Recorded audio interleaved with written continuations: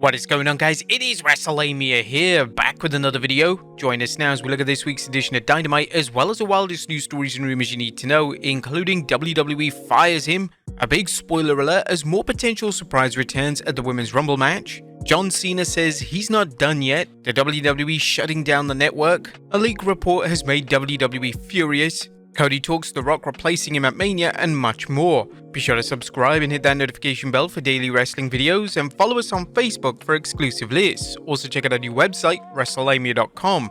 As always, we won't recap the show, but just look at the good, the bad, and the downright ugly. As always, we start off with the good as number 1, a terrific trios match. Last night's Trios Championship match was a much needed title defense by the Acclaimed, who seem to have fallen off the map on Dynamite, and the criminally underutilized team of the Mogul Embassy. Number 2, Hook promises Joe their paths will cross. AEW World Champion Samoa Joe defeated Hook last week, but he didn't crush him. Hook showed up to acknowledge his defeat and shake Joe's hand before telling the Samoan submission machine he'll be back somewhere down the road. This was an effective way to wrap up last week's match and show Hook will be an even tougher opponent when he returns. Number 3, Swerve vs. Page Dealer's Choice stipulation is a tantalizing twist. AEW has shown how to keep the feud hot with its Swerve Strickland vs. Hangman Adam Page program. The Dealer's Choice stipulation is another example of how to keep things interesting. In this case, each wrestler will get to make life miserable for their rival when they wrestle next week by choosing the match stipulation. Number 4, Deonna and Tony segment was corny AF but entertaining. As somehow Toni Storm continues to infuse a timeless gimmick with new life. Last night's sit down between her and Deonna Perez was corny AF, with Tony sitting in a black and white screen and Deonna in living color. Nonetheless, Storm and Perez made it work as Storm continued her delusional rants while Deonna begged Tony to bring back the tough wrestler she trained with, reminding Tony of their past bond by showing their matching ankle tattoos. Number 5, more Taya Valkyrie and Johnny TV please. Taya Valkyrie and Johnny TV continue showing promise as the annoying but entertaining rock star couple. Their promos are solid and Taya is a good enough worker that fans can enjoy her matches in addition to her promos. It's unfortunate AEW doesn't do more with the mixed tag matches as Taya and Johnny could shine in this area. Number 6, AEW showcases a variety of talent. Last night's Dynamite was another show where AEW focused on building its undercard, even though most of last night's matches had predictable outcomes. That's not to say that Dynamite was largely jobber matches, because the majority of the wrestlers who came up short, such as Trent Beretta, still look strong at times. Number 7, Wardlow is a beast. And while it doesn't look like AEW is doing anything substantial with Wardlow, give the promotion credit for at least continuing to push him as a monster. At least fans will know he's not playing around when he gets into a storyline. Number 8, the Young Bucks EVP gimmick might actually be good. Are Matthew and Nicholas Jackson's new gimmicks as concerned AEW executive vice presidents who are really only concerned about themselves gold? Well, no, but it has promise, and hopefully it'll give the Bucks a new run as heels, direction, and vitality. And Starks and Big Bill's excellent heel promo. You can't go wrong with the basis, as seen with last night's promo, as AEW World Tag Team Champions Ricky Starks and Big Bill cut a good heel promo when they initially praised Sting and Darby Allin before burying them by promising to end Sting's run in AEW. But that was good. What about the bad? As number 1, does anyone care about Roderick Strong vs. Orange Cassidy? Orange Cassidy's international championship reign continues to be erratic as he defends the title against a top contender one week, such as Moxley, but then finds himself defending against a prize chump like Roderick Strong. Strong is a solid worker, but he's been booked as a joke in AEW so far. Number 2, broken security barrier spot is so tired. The broken security barrier spot is so tired, especially in AEW where it looks like Marco Stunt could be knocking an opponent through it. The WWE is just as guilty of overusing this spot, but at least their security barrier looks solid. And there was nothing ugly, just an average show that lacked any marquee matches, instead focusing on building AEW's undercard and forwarding storylines. AEW obviously wants to use its flagship show to elevate its undercard, but fans may not be willing to sit through an average show like this. What did you guys think of Dynamite last night? Let us know in the comments down below. Now let's move on to the news.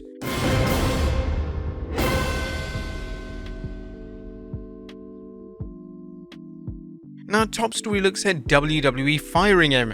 A PW insider is reporting that WWE has released former SmackDown announcer Kevin Patrick. Patrick was removed as a Blue Brands announcer earlier this week, leading to speculation about what role he would have had in WWE. There's no word on what's next for Patrick, and so far he hasn't commented on his exit. As reported earlier, Michael Cole will take over the announcing duties on SmackDown until a new announcer is hired. Now, to be fair, Patrick wasn't great at commentating, but releasing him altogether seems a bit too harsh, doesn't it? What do you guys think of this? Let us know in the comments down below. Next up, WWE furious about Elite News report. The WWE seems furious about the recent report from Sports Illustrated. We commented on the 27th January story from Sports Illustrated's Justin Barrasso that multiple sources close to WWE head of creative Paul Levesque have indicated that Rhodes will not headline this year's event, nor will he finish his story at WrestleMania. But there is still a new chapter to write with a marquee matchup to be had against CM Punk. And now WrestleVotes is reporting about the WWE's reaction to this story.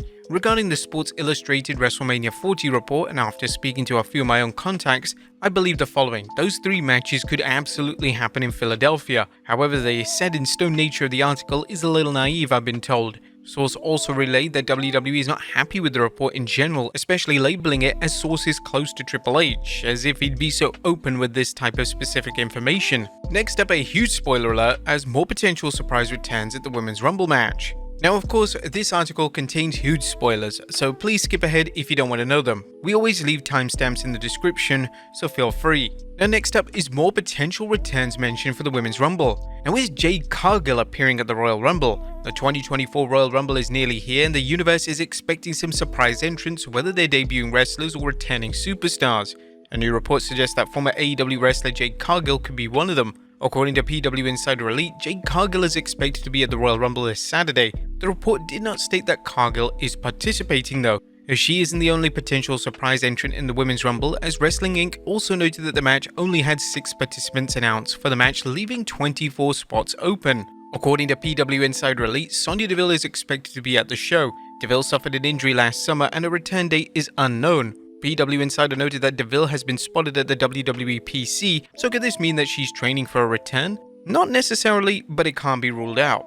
Wrestling Inc. has also mentioned Alexa Bliss as a long shot. Commenting on the PW Insider report, though Bliss isn't expected for the match, it was noted that she could be a last-second addition to the match as she lives in Florida. For more possible returns, check out our Rumors video. But who would you guys like to see participate in the Women's Rumble match? Next up, John Cena says he's not done yet. Is John Cena's retirement looming? Well, Cena has made this clear in recent interviews, but during an interview on the Impulsive show, he's clarified he's not done just yet. Nonetheless, his retirement is coming. It's coming, like to the point where you know that moment in the sunset where it starts to go down. That's kind of where I'm at. I'm not done, but I need to decide when I am. Next up, John Cena talks working post-wrestling role. With Cena's retirement on the horizon, is there any chance he'd want to take a role in the WWE after he retires? The 16-time world champion discussed this during his spot on Impulsive, saying, "I live very close to the Performance Center and I would love to go in as a guest. That way I'm not obligated and they're not obligated in any way. It's stuff I do on my own free time anyway." Cena said that ideally he could do things on his own time while giving back to the business and sharing his wisdom with aspiring wrestlers.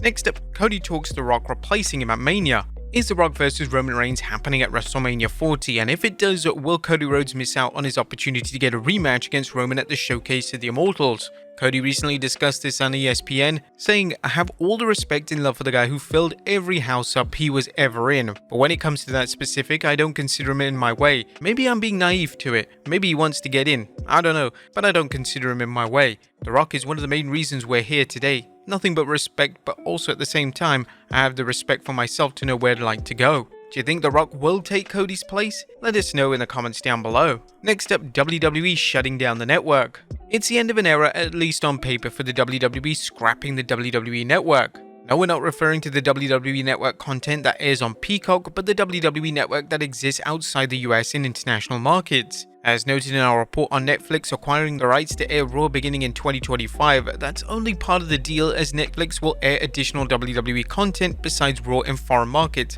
including PLEs. Meltzer recently commented on this, saying, "The WWE network itself does exist outside the US. That will be folding at the end of the year. Netflix will pick up the content. Now, will they pick up all the content? All the archives? I don't know, but they will be the sole source of that. The archival content of all the old territories and all the old stuff that was on the old WWE network that will move to Netflix outside the US in January. Hopefully, fans enjoying the vintage content that Meltzer mentioned won't miss out once Netflix takes over." Next up, WWE fans' passionate plea to Triple H. WWE fans are passionate about their favorite wrestlers, as seen by a recent open letter sent to Triple H regarding the WWE's apparent decision to book The Rock vs Roman Reigns at WrestleMania 40 instead of the long-rumored Cody vs Reigns match. Here are some excerpts from Tiffany Castagna, a devoted Cody fan. I'm not sure what's true, but this would be a crime. You spent 2 years beautifully telling this story. Cody has done everything right. He's worked so hard, he's the face of the company, the fans love him, he brings in tons of money. Last year's WrestleMania was the biggest ever and it was headlined by Cody Rhodes and Roman Reigns. She closed out by saying, "I hope that with you in charge and not Vince McMahon, something like this wouldn't even be a concern.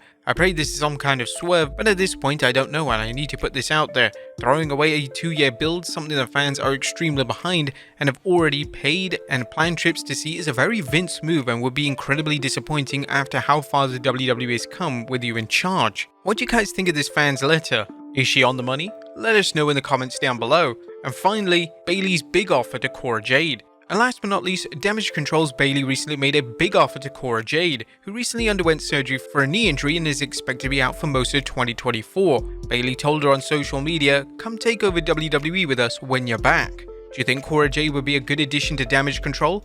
Let us know in the comments down below, and I'll see you next time with some more wrestling content.